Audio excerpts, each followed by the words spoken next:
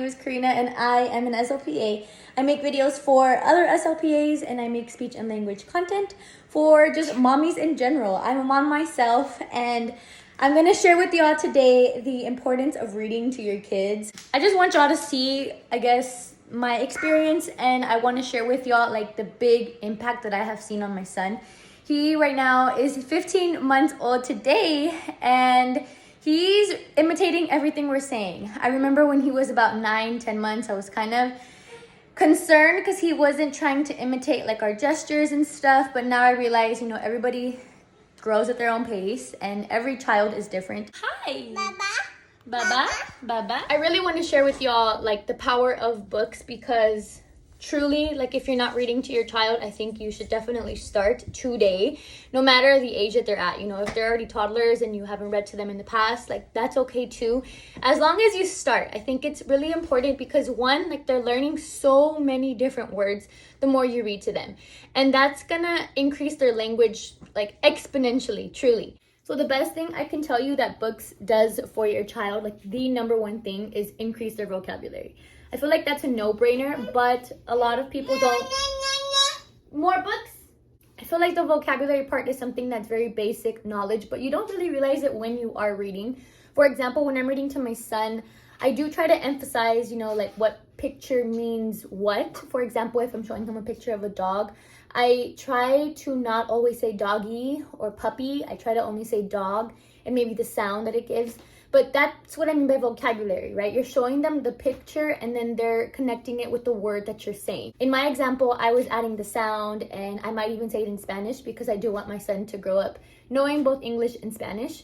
However, that's completely up to you. My point is that vocabulary, reading really increases the vocabulary. And if you're repeatedly doing this every single day, if you're reading the same books, reading over and over and over, makes that vocabulary very well known. You know what I mean? It's increasing that exposure to the word that they're seeing in those pictures, so they're able to make the connection easily. Believe it or not, reading also may really help your child's social and emotional development. And this is because, for example, if I'm reading a book like this one, it's actually one of my son's favorite books, and it's called How to Surprise a Dad. Now, I've read this book to him since he was an itty bitty baby. The book is essentially about the kids showing you how they're surprising their dad just because they love him. So what I do is I kind of just focus on what the page is showing him. So I'll say, oh my gosh, look at those two kids. They're helping their dad, or they're cleaning up for their dad. Over here, they're helping mom carry some clothes. And I kind of narrate what he is seeing in the picture. So that's already showing him, how these kids are acting in their lives in this book. Instead of reading the actual words, I might say, look, the dad is scratching his head, or the kids are running to dad, for him to see how they're all communicating in the book. And what I do is I really, really focus on this expression. So I'll look at him over and over and I'm like, look, dad's surprised. And I'm showing him the facial expression that goes with the word surprise. So it's showing him these emotions and these facial expressions and kind of linking the two.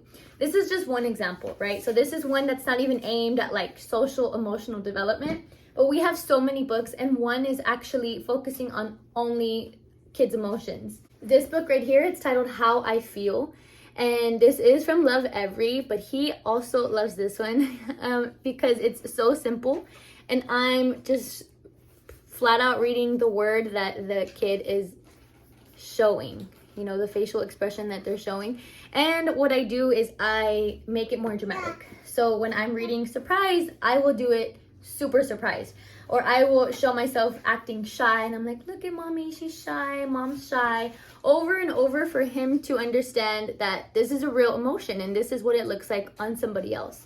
So he really likes this book and he's beginning to imitate the ones that he likes the most. Lastly, this will increase your child's attention span, hopefully. That's not necessarily my goal with my son. I know it's appropriate for him to only pay attention to a task, for 5 minutes or even under 5 minutes. I totally get that that's normal, but I do think the more you read to your child, the more of a routine it becomes. And then they're expecting that routine. For example, when he was younger, I would read to him every single day before he fell asleep. So he knew he would come to my lap, we would lay in bed, and following bath time and a bottle, after cuddles, would come, you know, story time, and then after story time it was time for sleep. That's no longer in our routine. It's kind of become more hectic, and he's not on a consistent schedule every single day. Every day looks different, but he knows that at some point in the day we will get that reading time in, and he already knows like to come to my lap and sit for a story. It's not every day that he sits through an entire story, but you get the point, right? It's gonna increase his attention span. Yes, thank you. Round is a tortilla. Okay, all done. So yes, now that he is 15 months, he is very, very much loving books. I hope you all did find this video helpful. If you did, please like my video and make sure to subscribe to my channel. It'll mean so, so much to me. I will catch you all in my next video. Bye.